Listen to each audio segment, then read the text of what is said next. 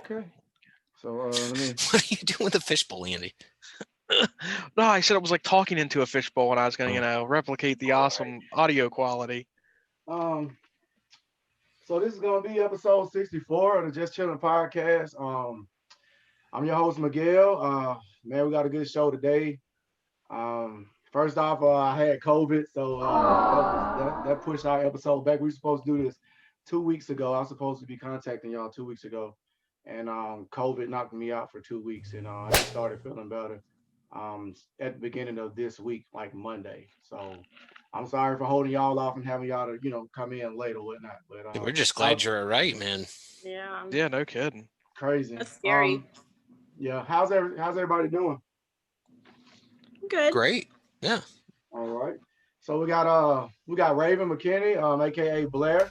Hello. She's definitely gonna be the stunning Raven McKinney. She's definitely gonna be our star for the show today. And then we also have the host of the podcast, Epic Shells here. So Epic Tales from the Sewers. Epic Shells is our Facebook group. Okay. I met you guys through the Facebook group, so Yep. that's how I came up with that.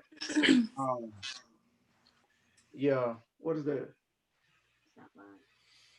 I'm not live. It's on right here. It says live on Facebook. Yeah, it says on top. Yeah, Oh, let me I see. pull. I see. Wait. Facebook will play with you, man. Facebook will play with you. It'll play with me. So we should be live now, right? Hold on. So it'll be like, do you want to do this video privately or do you want it publicly? Of course I want it publicly. Facebook will play with you, man. Facebook will play with you. Yeah, there you go. So we're live now. I guess we can reintroduce everybody. The YouTube episode is gonna have 2 introductions, but I have the stunning Raven McKinney, aka Blair, and I have the host of the Epic Tales from the Sewer podcast, Justin and Andy. And everybody's doing well. So we'll start out with Raven. Do you want to tell us a little bit about yourself, or you just want me before I get into the questions, or is that okay? Yeah, go ahead. Okay. So I just wanted to take the podcast in a different direction.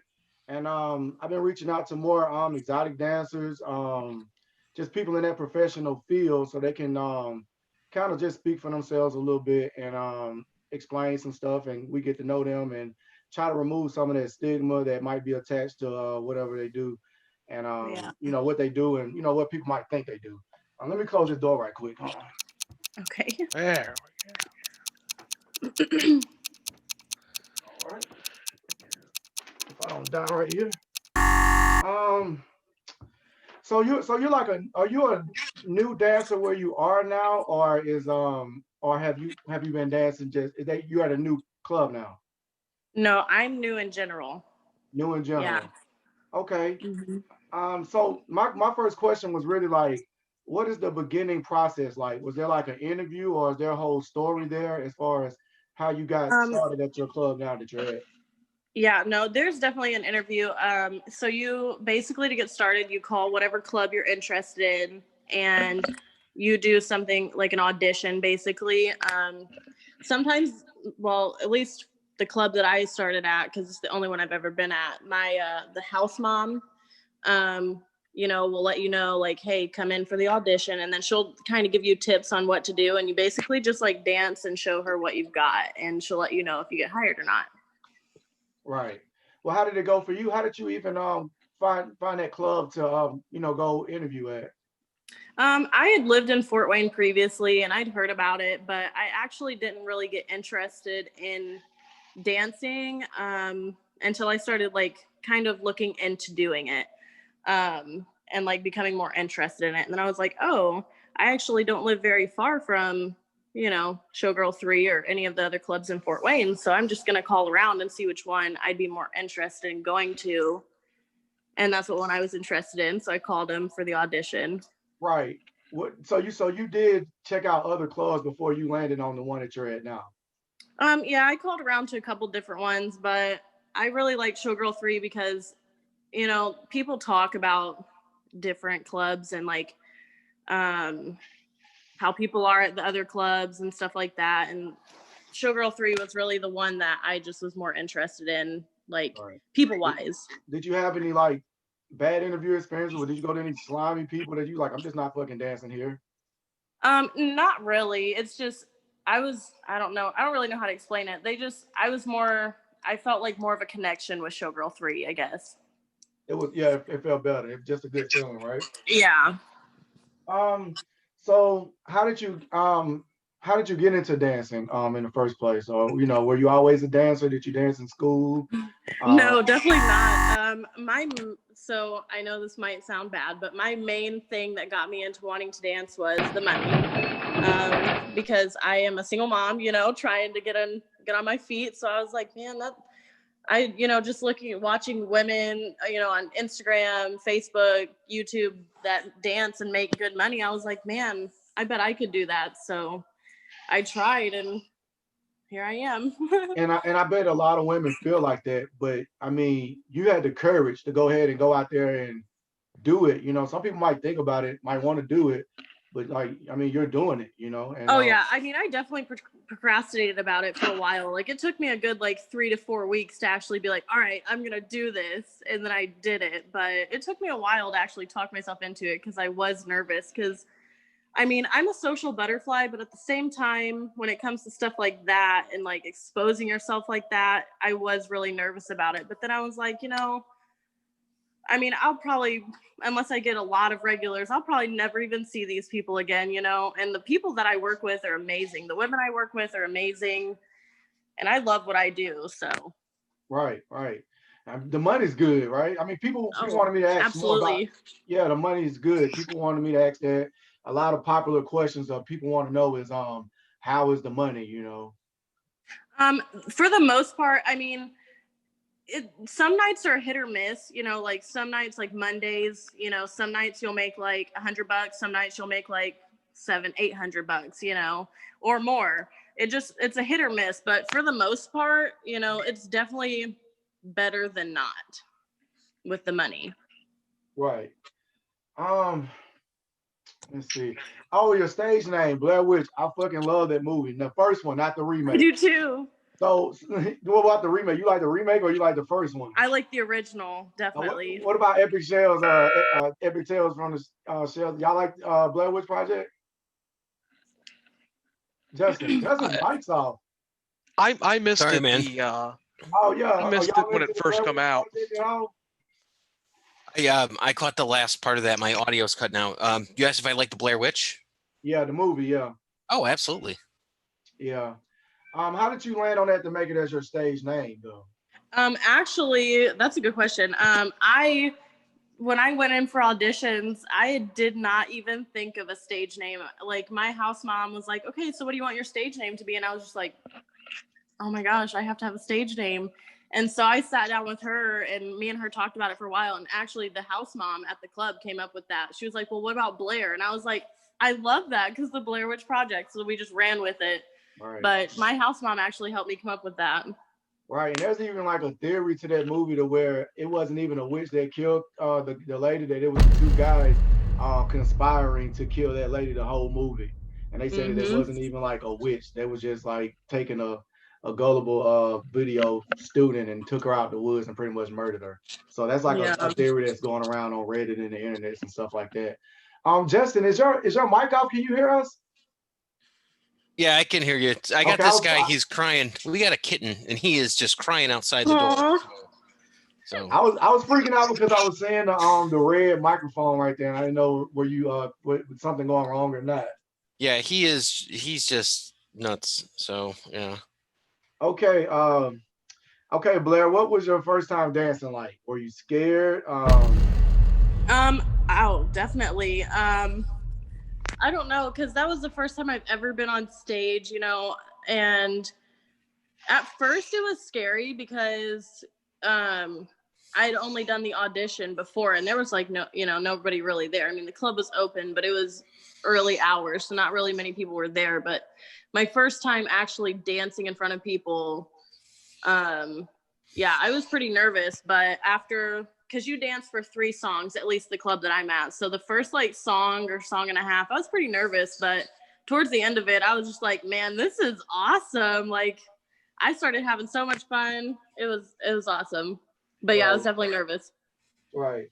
So is there anything that annoys you about the job that you've encountered so far? I know you're kind of new, so maybe everything may annoy you at some points. But is there Right. something that you just don't really like annoy that you can get over, but it just annoys you? I mean, that's a really tricky question. Because I mean, there are some. I mean, I'm sure any dancer really Do you could get relate, stalkers but or anything like that? You get stalkers? I mean, yes. I mean, so yeah, some of the guys there do get pretty, touchy and annoying. And there was one incident where this guy, I had given him a couple of private dances and he didn't want to pay me. And the door guy or bodyguard had to get involved. And then the guy was trying to get me to take him home. And I was like, no, I'm not going to do that. And he tried to wait outside of the club for me to get off of work. And so, the door guy was like, you need to leave. And he went and stood like out by the edge of the road, like off of the property, but still there. So they had to the door guy had to pull my car around back so I can leave through the kitchen the back way. It was crazy, but I get stuff like that quite often, but it comes along with the job as well. You just have to be safe. Yeah. My cousin, he does security at a club in El Paso. So are you confident with the security guys that you have there at your club? Absolutely, yeah. They're great guys. I definitely trust them. Yeah. Okay. So we'll get down the line.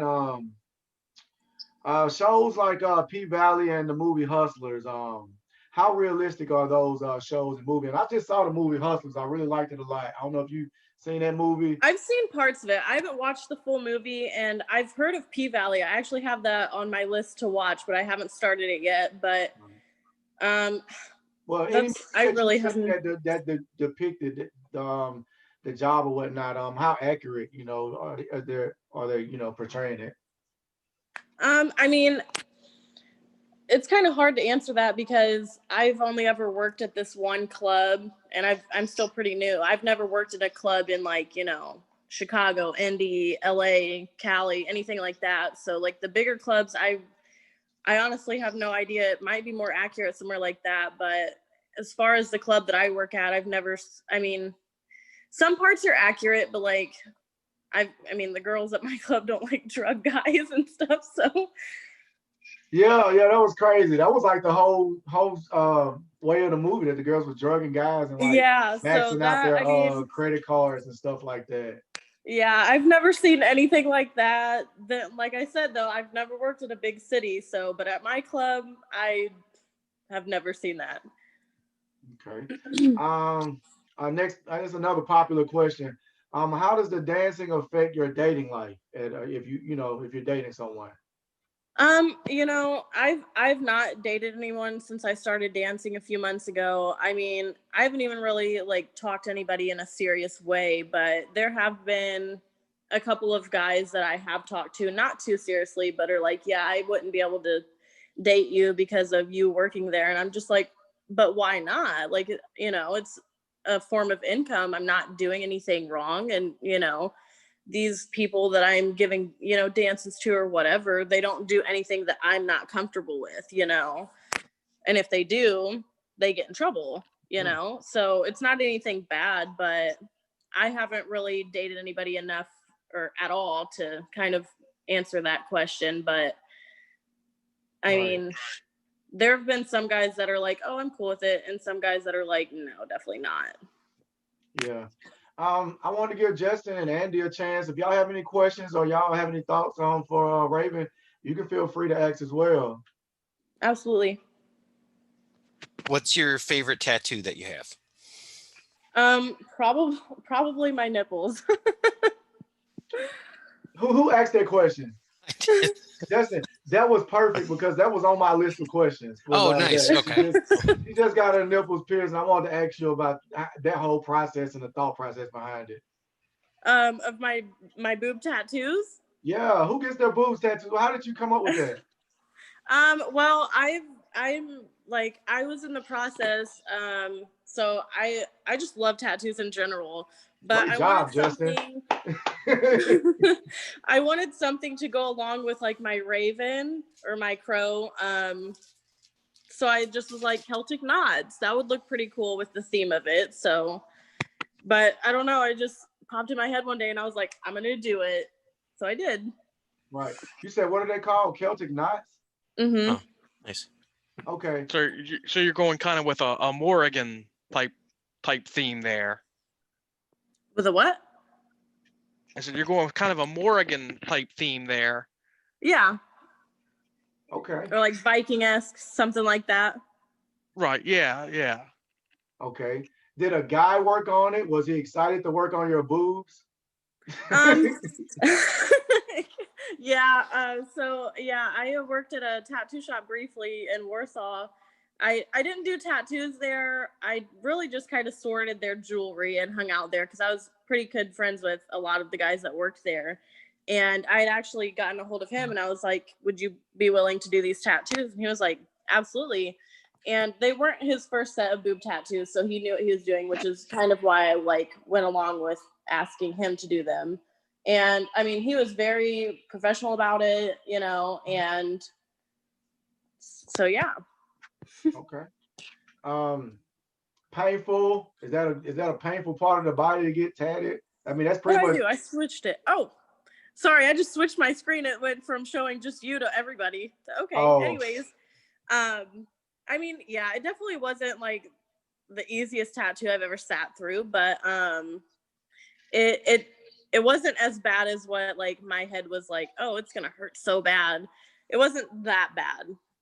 Like right. Probably the worst part about it was like the inner part, like closest to my actual nipple, not my areola. Right. And Raven, I just want to thank you again for coming on here. I'm not kicking you off or anything like that, but you're the first dancer to bless this show, and I really appreciate your trailblazing for the ladies that are gonna come after you. You're the first one. Absolutely. So have fun with it, because I'm definitely I'm definitely excited to have you. So I was talking to a coworker of mine, and she was saying that I don't know how you feel about this, but she was saying that you do pole dancing and you're great at it. And I want you to shout out your Instagram at the end so people can check it out. But you're a great pole dancer. And she was just like, she made the comment saying that, well, I would rather see a woman pole dance than seeing just a girl stand there and twerk for 30 minutes. Like, what are your thoughts on pole dancing versus just twerking around the club? Yeah, I mean, I think everybody has the things that they like, so everybody has their own opinion, but I personally would much rather watch, a woman do some really awesome pole tricks, and because I love learning new things and stuff. I mean, just about anybody can shake their butt, but doing pole tricks, that's hard work. You gotta have a lot of body strength and muscle to be able to do that because you're lifting, your whole body weight. So personally, like I just love pole dancing and everything about it. And even if it's not just like dancing, even if it's just like pole workouts, it's just really cool to me. Yeah, but you're fucking good at it. You're fucking good at it. Thank you so much. Thank you. Yes. But you also have like, it also depends on like what the person at your stage wants, So if I'm up on stage dancing and I have, a couple of customers, and they're like, if I can tell that they're more interested in the pole tricks, I'm going to do that just to make my money. But if they're saying stuff like, I want to see you shake or whatever, then I'm going to do that because I know that's what's going to understanding your audience. Exactly. Yeah. You have to have that connection. If you can't connect with your audience, then you're out. I mean, you got a great understanding of the business and you just now started dancing. So that's awesome. That's awesome. Thank you. Do you have any big plans for 2021? Not really. I mean, I really did all of the things that I kind of wanted to here in 2020. I got my own place with my son. I am working my 2 jobs. And so, I mean, hopefully I just get further and better in my career. But other than that, I've kind of got what I need and want. Right. Do you get any like negative flag from family, friends or anything like that? Or is everybody just like supportive? Let's do it, You know, at first my closer family was like, "What are you doing?" You know, but you know, after I explained to my mom, it was basically like my mom at first. She was just like, "What are you doing?" But after I kind of sat and explained, like, I'm not, you know, I'm not doing anything wrong. I'm doing what I need to do to make money for myself and my son and to get me where I need to be, you know. So after I kind of sat and explained and talked to my mom about it, she was like, "Well, I support you." And she's been my biggest supporter as well as, you know, some of my close friends, and have been from there on out. So And they just ask you like, "What are you doing?" You tell them, "I'm fucking dancing and making money." What are you talking about? What am I doing? right. Well, I think she was more so like worried about, like, I don't know, just a parent with their kid, you know. She was worried I might get hurt Well, I or mean, I know what injured. your mom is saying. Yeah, she wants you to be safe, but I thought maybe your friends or something were like, Oh what are you no, doing?" my friend is, you know, I keep a very small, tight knit group, anyways. So, but all of my friends were very supportive. You know, a couple of them have even come up to the club and watched me and kind of hung out with me while I'm working. Oh yeah, So, that's cool. That's cool. just about everybody in my circle has been very supportive. The only thing my mom is really worried about is, you know, exactly what I post. And I mean, I guess it's, you know, it's not really up to her to decide what I post, but I do sit and think about like exactly like who's gonna see it. Like I'll post. That's why I made my dancing page, really, besides getting my regulars, is like my family doesn't really follow my dancing page. It's just like my regulars and friends. So like on Facebook, I don't post that stuff just so I know like my grandma or something won't see it. Which some people, you know, it doesn't, they don't care. They'll post it. But you know, Grandma's I got have a respect for Facebook. that. Your grandma's got a Facebook. Right. Yeah. Yeah. Oh, that's cool. Um, um, I don't think you have an OnlyFans. No, I've actually been asked a couple of times, you know, by quite a few people if I would make one or if I'm going to make one, and I've thought about it. And What is your thought process going into possibly making an OnlyFans? Because it can be profitable. right, I don't know, because I don't really know what it's all about. Like I thought that, you know, I haven't really researched into it as much, you know, and I thought that it was basically just like sexual stuff, but I've heard people tell me that you can post whatever you want on there. So I guess I'm gonna have to do more research on it and kind of look into it more, but I still Right. don't know if I'm actually gonna do it. I may, but I mean, because you say you're already making good money at the club, so if, you don't need it unless it's just like extra money or whatnot. You know, right, exactly. That's that could another be reason I'm something like, for I your don't know. regulars. You know, possibly. You know, for them to pay more money. Right. That's true. You could just leave it open for your regulars or whatnot. That'd be cool. You know. Yeah, that is a thought. I'm Yeah. still in the process of deciding on whether or not I'm gonna do it. Right.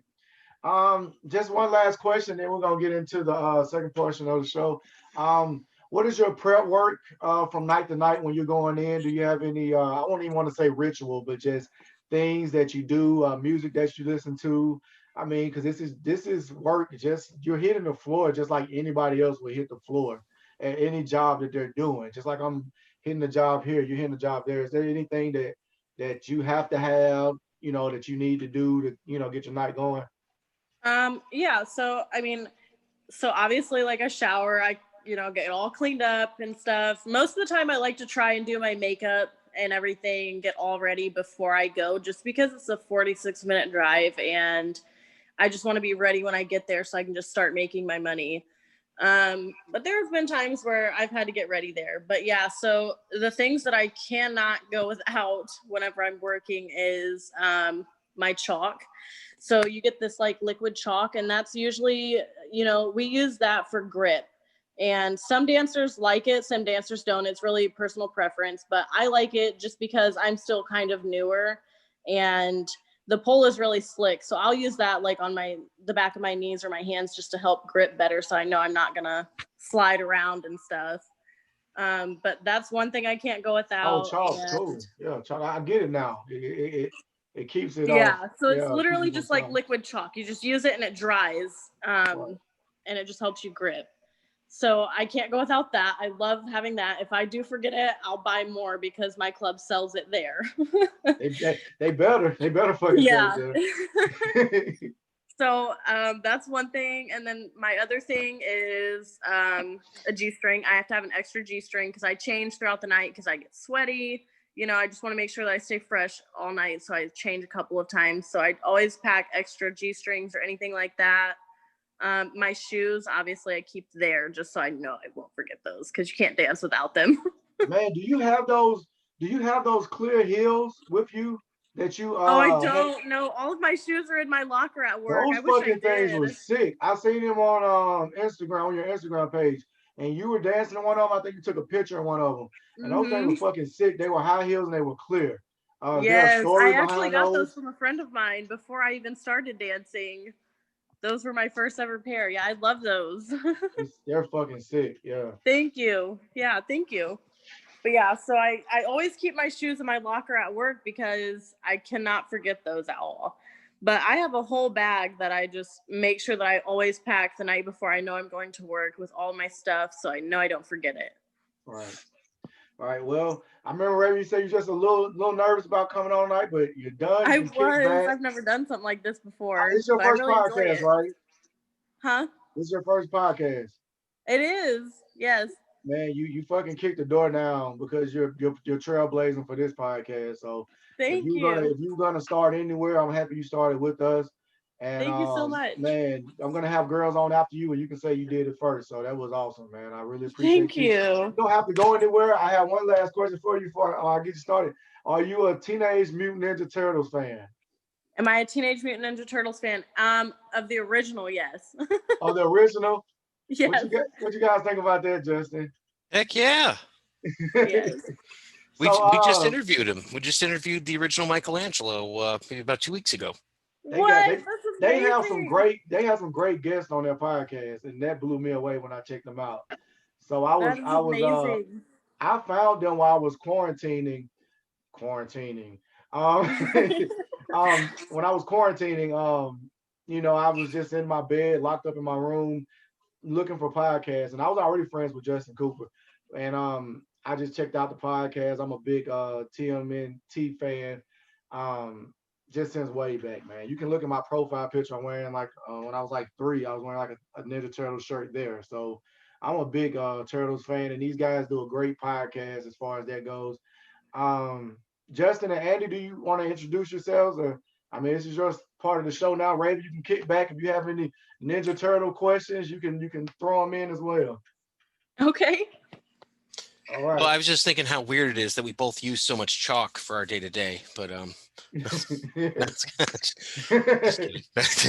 Andy, say hello. I was about to be like, what do you use it for? I can't tell. No, it's nothing really, just being facetious. But yeah, so I'm Justin. I'm on a couple different shows. I started out with a show called Justin versus Justin with another friend, same name, just spelled differently. And we started out with a YouTube show for a while and all that, and that kind of evolved into one thing or another. Long story short, I meet Andy because in one of our Facebook groups, I was doing a Batman Day giveaway. Well, we became fast friends, and we started talking about Ninja Turtles, and I'm looking into it, and I'm like, wait a minute, how come there's no Ninja Turtle podcasts out there?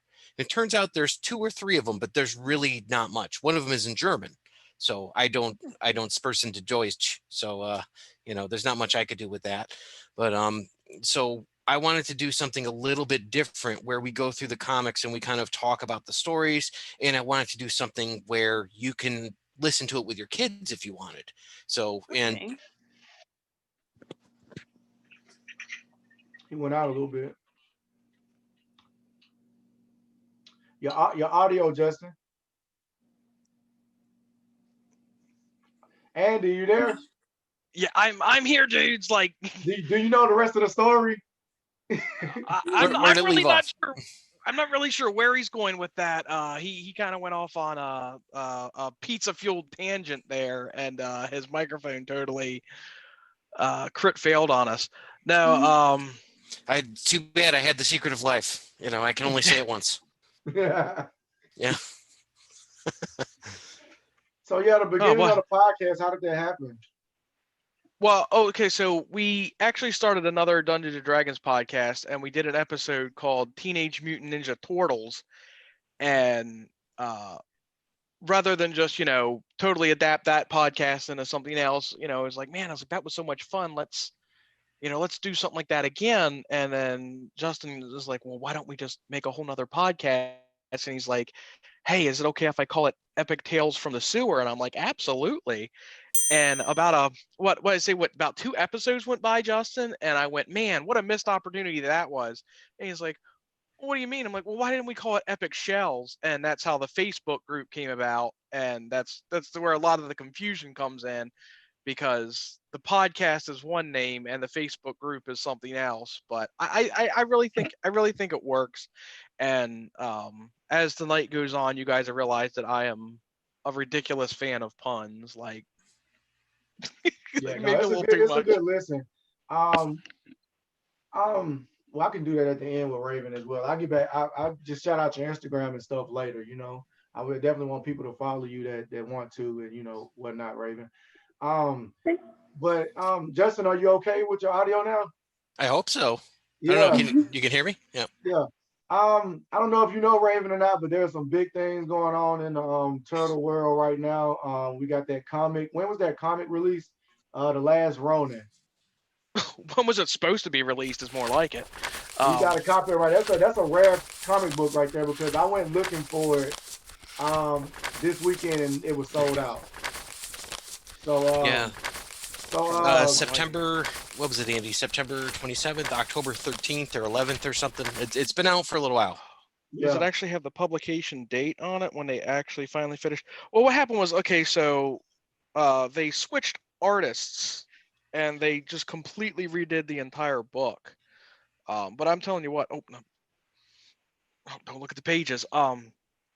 It was well worth the wait. And even though issue 2's been pushed back a little bit, it's like that too is well worth the wait. 2020 has been a weird year. I thought it was really going to be the year of advantage, but it turned out it was going to be the year of disadvantage. But you know what? It's like, it's really paid off for us as podcasters, and it, with the unsurety of things and the shutdowns, it's given me a little extra time to kind of work on the Facebook group a little bit and mold it into what it's become. Much like the Teenage Mutant Ninja Turtles original artwork started off as a joke, Epic Shells started off as, like, we didn't go into it going, oh, this is a joke and nothing's ever going to come of it. But when we named it, it was like, what a ridiculous name. Like, maybe we'll change it later. And it's like, now we've got, t-shirts, stickers, hats, buttons, pins, giveaways. It's an ambitious venture too, because what we're trying to do for Turtles fans is make it like, if you're a Star Wars fan, you can join the fictional 501st Legion, right? And you get like a number, a badge, all that kind of stuff too. We're trying to do that for Turtles fans. That's awesome.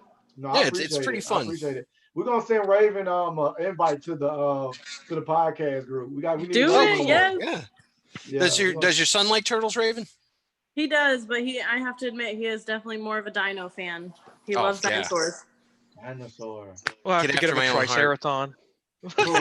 So I feel like y'all can do a better breakdown of what's going on in the comic than I can. Can you guys summarize what's happening there? Because it's a good story. You guys pretty much read the comic on your podcast, which I really appreciate that, because I could not find the comic anywhere in stores.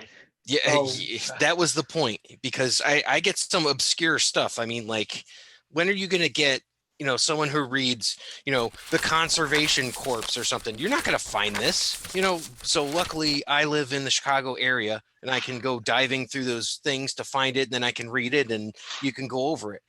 So basically, the difference on this one, we're going through the 2011 series, and Splinter is not, he's not a human that has turned into a rat. That's how it was in the cartoon.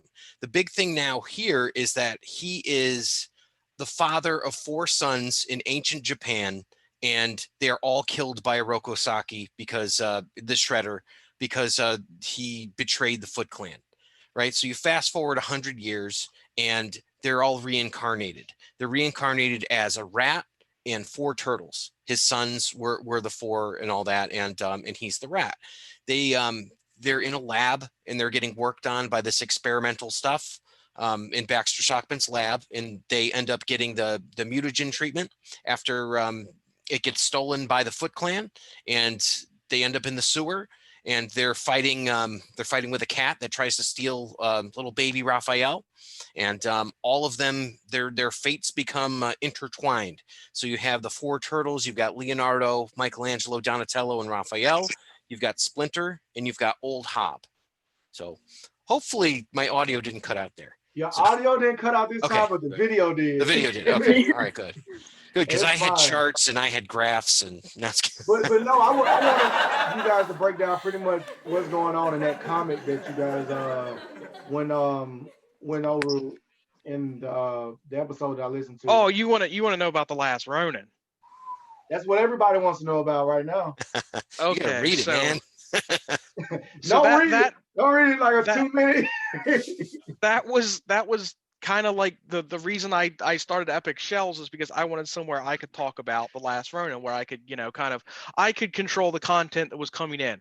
And the problem I encountered in the Dungeons and Dragons community is there's a lot of toxic people. Like they're horrible to each other, but we don't have that in the Turtles community, especially in Epic Shells. It's, they really do come together, and you form these brotherhood bonds with these other guys and girls. When we call our members dudes, we have a fair amount of ladies and the guys. Yes. Right. But so basically, what's going on in Last Ronin is, it takes place 30 years after the original Mirage Comics line, and there's one surviving turtle left. The other brothers have been disposed. Something happened to them. We haven't quite figured out what yet. Are they dead or are they just missing? We're 99% sure they're dead. I think issue number 2, it's called First to Fall. We're going to find out who eats it. And from the cover, it looks like Raph is going to be the first one to go down. I know the big thing too is a lot of people wanted to know who the Ronin was going to be.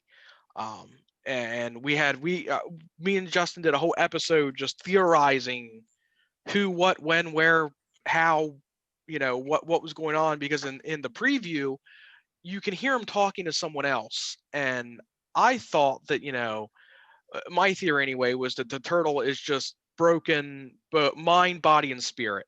He's communicating with his brothers. Possibly, we've seen him astral project in the movies.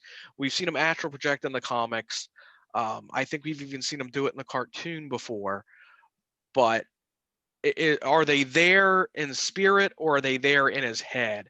I like that aspect. It's like maybe there's only one turtle left, and he's going after maybe Shredder's grandson. Yep. Yeah, it's he's going, and the turtle's going crazy because he's hearing stuff in his head, which is basically like his brothers or whatnot talking to him, but we don't know if they're there or not, And the way I'm reading it, the way I'm kind of interpreting it, it looks like he might actually be channeling them to some degree or another. I mean, he's clearly using all their weapons, and that could just be, the past 10, I think they've been dead for 10 years. It could just be the past decade of him training with these weapons, or he could really be, if you're going with the astral projection route, he might be channeling them through his, but 4 minds, 1 body. Right. Are you there, Andy? Yeah, I'm still here. Can you hear me? Okay. Yeah. Actually, let me grab something real quick, and we'll give you guys a little treat here. If you want more, you'll have to listen to the podcast. But we've got the old Turtle Pizza Cookbook here. Oh, nice. What's this? Ninja Stars. These are my type of guys right here, man. Dorks? I'm a huge Ninja Turtles fan. Raven, you got to get into it. Maybe it's too late. So here, I know. Here we go. Give me 1 second. Way deeper than me. This show was the reason It's awesome. so much pizza for so long. Like it really messed up my mind as far as pizza goes. Cowabunga, dudes! We're gonna give you a pizza recipe for the week. Little Ninja Stars can Little ninja stars can make these pizzas all on their own. Just toast English muffins and lay them out on a work surface with peanut butter and apple and kiwi slices within reach. Ingredients: 2 English muffins split, half cup of all natural peanut butter, 2 medium Granny Smith apples peeled, cored, and sliced very thin. You'll need 16 slices and 4 slices of kiwi fruit. Instructions: toast English muffins and spread some peanut butter on each half. Arrange 4 apple slices on each English muffin, half in the shape of a ninja star. Place the kiwi slice in the center. Cowabunga, dudes! Is that a kiwi fruit peanut butter pizza? Yes, it is. I would eat that. Would you eat that, Raven? I don't know. We'll I only might tell you the try name it. of this I might one. try it for real. I might try one. I'm not reading all this, but the other one on the other page is called Donnie's Choco Taco Chip Experiment. Why wouldn't they go with the star fruit? That seems like the easy way to do it. Right. Nothing easy was ever worth doing. No. So listen, I'm gonna get control of the ship right here. I have a question I want to ask y'all. Why do you think on the TMNT has had a legitimate following for? What's going on here? Am I still there? Yep, You're still there. Why do you think TMNT has a legitimate following for the past 30 years? Hold on. Can you find a video? Let me see. Hold on. I got a question. Hold on. I had a pop-up just happen here. Okay. Well, now kill. Hey, a pop-up just came right here over me. So I had to get rid of it. Why do you think TMNT has held a legitimate following pretty much 30 years straight, you know? Because much like Madonna, it seems that they reinvent themselves every 5 years or so. There's always a new wave of turtles coming out. Right. I can remember begging my mom. We were like in the dollar store for like turtle action figures, Shredder action figures. I can remember begging for those in the backseat of the car when I was a kid. Like those are like some memories I legitimately have. Are you gonna show me something? Actually, he's stunting on me. He's stunting because I don't have any turtle collection toys. He actually got those toys. My mom would buy me some sometime and I'd lose them. That's why she won't buy them anymore. Man, let's see. I got you. So basically, I wanted to ask, who was your favorite guest on the podcast so far? Because y'all get good guests, and I don't know how you do it, but you get some pretty like y'all had the Tick on there, the guy who voiced the Tick on the old Fox show. I listened to that podcast. You got the guy who originally voiced Michelangelo at some point. So how do y'all find these people that like have worked in the industry, you know, so well? That is going to be a ancient turtle secret right there. I literally, you gotta tell me, man. I literally cannot tell you how I got Townsend Coleman. Oh, it was you. You found him. Yeah. Hey, Andy's a beast. Andy's a beast. That's all I know from that. Andy's a good luck charm, man. He's one of those people that is really likable because he's like that sweet guy and all that, and just very endearing. I call him my secret weapon.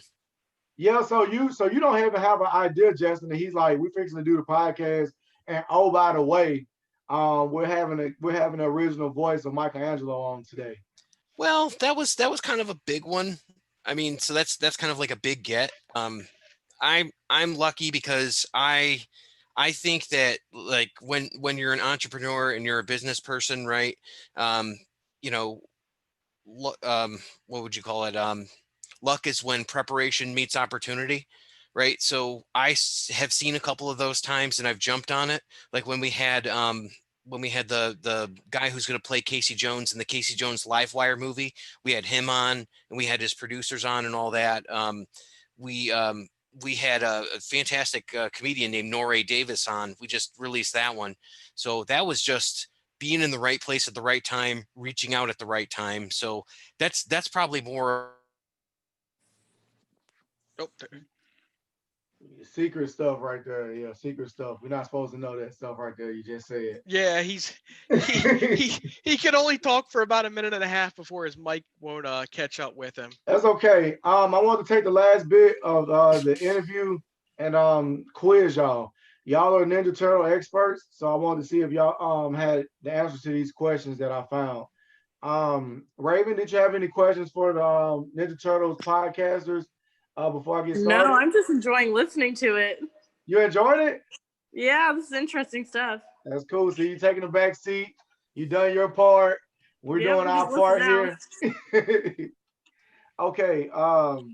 What news channel did April O'Neil work for in the cartoon? In the cartoon, it's channel 6. In the movie, it's channel 3. Yep. Yeah.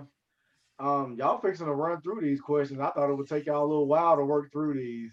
It depends. Y'all fixing to blaze through these. Who voiced the Shredder in the Turtles cartoon? Oh, James Avery. Yep. Uncle Phil. Uncle Phil. Rest in Love peace, him. Uncle Phil from the Fresh Prince of Bel-Air. He was the original voice of Shredder. Awesome dude. Rest in peace. Rest in peace. Oh my God! Every time it comes up, we talk about that one scene. Why don't he want me, man? Why don't he want me? Oh my God! What are you made of stone if you don't shed a tear when that comes on? It's like, oh, Fresh Prince. We didn't deserve. And you know what I think too? Since and I guess this is because of the era I grew up in, but I think that James Avery is like, besides the father from Good Times, is the best on John screen. Amos. Yeah, John Amos is the greatest on-screen dad of all time. I give it to James Avery as well too, because he was a great dad to Will Smith, and it wasn't even his kid. So I think that's what makes it that much more relevant. The fact that he was willing to be there for someone that he only had such like a tangential connection with. But yeah. That's what you call unconditional love right there. Like you don't have to love this person, but you do. Who knew the fucking Shredder could be such a great dad? Yeah. So the next question is what special effects fail was revealed in TMNT 1 in 1990? Are you talking about when you could see the people's faces through the mouths of the suit? How did you know that? Not a lot happens in the sewer that we don't know about.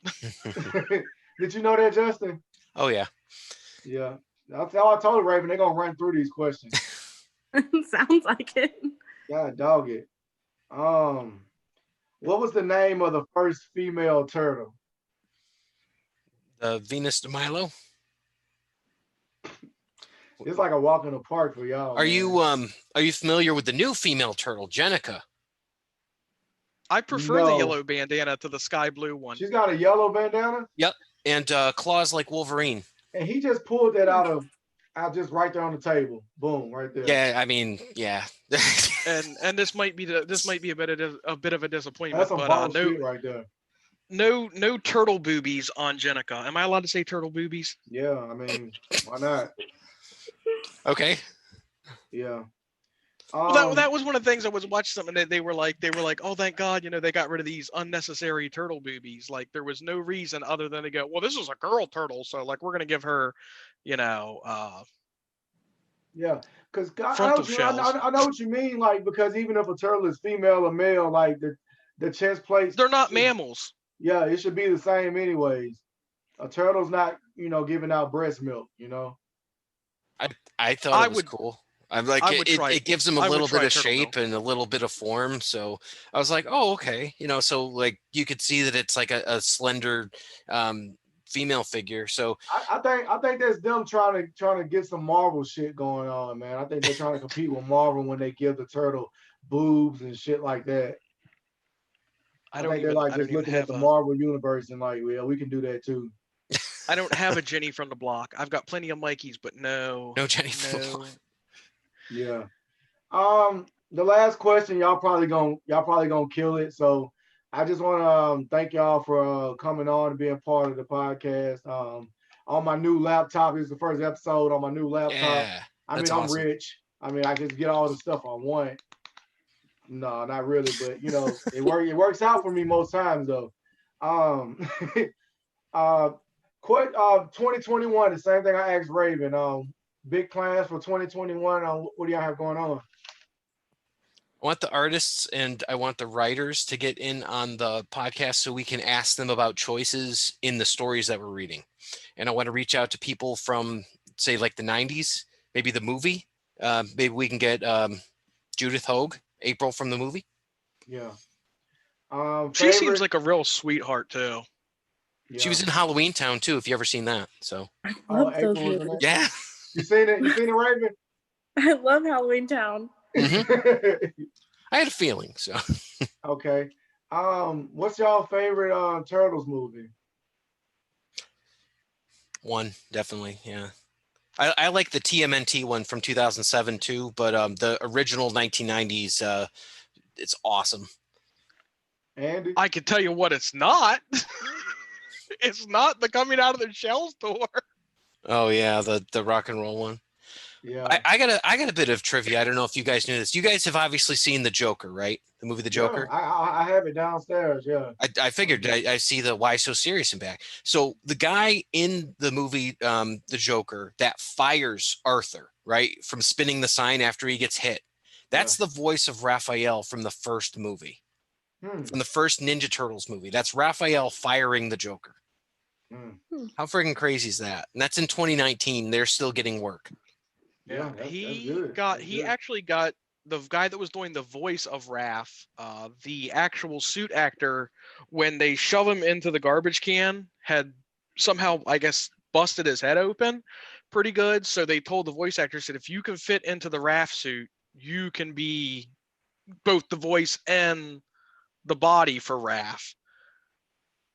Yeah. So and now we've got questions and both of you can answer them, Miss Raven and look at Andy bringing questions. Yeah, well, you know, we have to. We always got to know what your favorite pizza toppings are. Hey, what was it? My friend, he does a podcast as well. One Swayze. He did a good one today too. You're flipping the script, so yeah, ask me a couple questions, man. Yeah, we always got to know what your favorite pizza topping is. Raven, you want to go first? I'm a weirdo. I like mushroom and spinach. It's not just cheese. Okay. I'm just pepperoni. I'm weird like that. I'm a conservative pizza lover. I don't understand what the deal is with pineapples on pizza. I've never had that a day in my life. It's actually good. It's very good. Yeah. Why is it good? Straight from the man himself, Kevin Eastman, pineapple does go on pizza. Good. Really? Well, if now, you're into food, right? And the crazy thing about it is I'm a big pineapple fan. I will eat pineapple chunks, but just not on pizza. You ever have it on a burger? Like in Pulp Fiction, the Big Kahuna burger? Pizza, no. Yeah. Yeah, on pizza. A lot worse than it tastes. Well, you know, you guys would never share a pizza with me and Justin. You know, we like the usual on it. You know, stink bugs, flies, marshmallows. Marshmallows. Man, no, I am one of those weirdos that will like eat black olives on my pizza. I actually used to get the personal pans from Pizza Hut. I would get, and this will cover your entire dietary needs for the day. You get pineapple, black olives, Italian sausage on a personal pan pizza. So you're getting bread crust, you're getting your vegetable from the tomato sauce or the black olives, you're getting fruit from either the tomato or the pineapple, and you're getting the meat group from the sausage, as well as your fats and oils from all the grease rolling off of that bad boy. I've had kielbasa and sauerkraut once on pizza. That was interesting. You had what?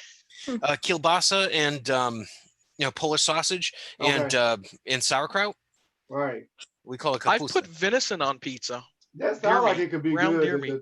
The sausage and coleslaw. I mean, and the sauerkraut. That sounds like it could be good. Okay, so there's 4 of us, and there is traditionally a 25% split across the board of who your favorite turtle is. So mine is probably easy to guess. Ralph? No, I'm a Mikey guy. Mike. Oh yeah, because when you came in the chat, it said Mikey at first. Yeah. Yeah. Raven, who's your favorite Ninja Turtle? I'd probably say Donatello. Donatello. Isn't he the one in the purple? That's more like. Yep. Yeah. I'm actually agreeing with Raven because when I was younger it was Mikey, but now that I'm an adult, I don't know why it changed, but it is Donatello. And because he's just so smart. He's just so smart, and he's helping them do a lot of. I think he came up with the shell phone before cell phones even came out. Yeah, he came up with the shell phone and had FaceTime on it. You know, all that stuff, man. Donnie's the dude, man. I'm a Leonardo guy. You're a Leo guy? Yep. Yeah. 87 or 2012? Oh, nice. Let me ask you this because my wife knows me. Since we've been together, I've had pet turtles. Only because I'm a Ninja Turtles fan, and I'll always have pet turtles. I even wanted to have like a big aquarium where there was like all 4 turtles in there, and I wanted to name them all from the show. Have you ever owned any pet turtles? I haven't. Right now, I've even had a turtle die on me. Oh man, that's sad. It was Ralph. It was Ralph. That's his fake. Yeah, I was about to say, no, mine are living. I have to feed mine every day. You know they say that back from the movie Rocky, right? Sylvester Stallone has had the same turtles from the movie Rocky, and they're still living today. If you can believe that, that's over like 39 years, maybe 40 years at this point. Turtles and parrots, sometimes you have to leave them in your will to people. Like, yeah. And then I mean, I have to bring it up, but I was surfing on Instagram today, and I seen a video of a shark attacking a turtle, and he couldn't even bite him because the shell was protecting him, so he was biting the turtle the wrong way, and it was in the ocean. It was like a sea turtle, but it was clamping on the shell, and it gave up and just swam away because it couldn't even like get the turtle. So the turtle like lived, and I guess it just made an Instagram video out of it. Oh wow. Yeah. I've seen the one with the alligator. Huh? I've seen the one with the alligator where the alligator can't get through the I've seen that one. Damn, I need that link then. I ain't seen that one. You guys don't know this, but I went to school to be a marine biologist. So yeah, you probably seen some wildlife out there in the ocean, man. Yeah, I don't do it for a living. I'm a mortgage guy, but yeah, so that stuff's so crazy with the sharks and all that. And when you talk about an alligator not being able to get through that, the amount of pressure per square inch that they have is crazy. Yeah. So that's a strong ass shell. And I think the reason they posted that video on Instagram was because you could pretty much see the fear in the turtle's face when the damn shark was clamping on it. It was like paddling like crazy, like to get away. And it was just, able to get away, Like I said, we were going to hit, Raven's portion of the show and hit y'all's portion of the show and just get out of here. Last question is, what year was the first Turtles comic book released? What year or what month in that year? Okay. You can give me both of them. You can just drop the mic. Oh, okay. So that would be May of 1983, I believe, is the first issue. So they did 2 of them. It was like 3,257 issues. I think it was a short run of the first issue. So they had to borrow money and use their tax returns to print all the issues, and they sold out, much like Last Ronin sold out. Yeah. Now, I said, they must be doing something right for 30-year fans to keep coming back for more. Right. So I got bogus info online, and it said it was 1984. Did y'all get it wrong or did I? No, I got it wrong. You're right, because it's 84. They were created in 83. The first one came out in May of 84. Yep. Okay. Yeah, and I was 3 years old. So I That could was be a good- that was a good The year cartoon because- launched in December of '87. Yeah. I say it was a good year because my second favorite franchise came out that year, and it was the Terminator. Oh, nice. Yeah, 1984. I love the Terminator. Kyle All Reese, of them. Michael Bain was just on the Mandalorian last week or the week before. But Kyle Reese was? yeah, Not bad, not bad. Let's not forget to send Raven an invite to the Facebook group. yeah. I We gotta- just found you on Instagram, Raven. So I just I gave you a Yeah. follow. we got to do that. Thank you. We got to get her in the group as well. We got to get her Yes. in the group as well. That's gonna be fun. I appreciate y'all coming through. You know, Raven. I wanted people to see and support Raven. Just shout out your Instagram. You know, where we can find you and support you at. Oh, on my Instagram? Yeah, or wherever you have, whatever you got going on. Oh, I have Instagram and Facebook. Just shout them out both so people can find out, you know, find you and support you. Okay, so my Facebook is just Raven McKinney, spelled with a Y, so it's Rayven. Same with my Instagram, and then on my Instagram, if you follow the Raven McKinney one, right in my bio is my dancing page as well. And I appreciate you. Like I said, you're the first dancer. You won't be the last, but just because you're the first, I just want you to, you know, carry some pride with it because I'm telling you, Thank you. really, for me to contact, you know, you and for you to be so generous with everything I've needed to get the show together. I definitely encountered someone today that was like super hostile with me. And I was like, no, I just want to like shine a light on what you are doing and let people know that, you know, you're normal too. You know, because Right. people get, you know, I'm just trying to like get some of the stigmas out of the way. And she was just like, I don't want to be on your horror platform and don't put me on there. And I was like, no, it's not like that. It's not like that. So anyways, you could have been totally like that girl today. And I got her blocked now because I'm like, why did I deal with you then? Because I'm trying to, you Right. know, I'm not coming at you that way. I'm coming at you with a positive energy, you know, with Yeah. everything I'm doing with the podcast. I wouldn't want to, you know, I don't know what she was thinking, but whatever. I'm glad I got you on here. Like I said, you're trailblazing for the Just Chilling podcast. This is episode 64. Yeah. I don't know if there's much else you can say. Epic Tales from the sewer. Yep. Just shout out where you all can be found, support it, you know, whatnot, and we can get out of here. What are we at? Epic Shells on most social media. So Yeah, Epic Shells on Instagram, Facebook, and it's Epic Tales from the Sewer podcast on your podcasting. Hey, Preference. y'all can't act like that. That's not a tongue twister because I was struggling with all that on this episode. I was struggling with all of that. Well, when you have the voice of the original Michelangelo ask you about it and all that, it sounds better when it comes out of a professional's tongue. He's like, "You're listening to the Epic Tales from the Sewers podcast," and we're like, "Yeah." So that's I'm kind of telling cool. you. Did you get him to do a drop for your show for real? I did get him to do something for Andy. Yeah, I had him introduce Andy's segment, the Mikey moment. Yeah, me and Raven's trying to get something going on with that right now too, and I'm telling you, I appreciate, you know, whatever Raven's doing for that, as well as the other guests as well. So we're working on that type of stuff too. Cool. As well. You're gonna do you're listening to Just Chilling podcast. I appreciate y'all. Let me try to get us off of live on Facebook, so you know, I guess y'all can say you know, bye to Facebook or whatever, you know. Bye, Facebook. Well, Hi. I will leave you with a Mikey moment of the week, which is my favorite bit of words of wisdom, which tie into what you're saying. Cowabunga, dudes! You're never gonna make any new friends if you don't get out there and shake some hands. And some of those hands just happen to be attached to hot babes. I'm gonna leave it just like that. All right. So I'm stopping the recording.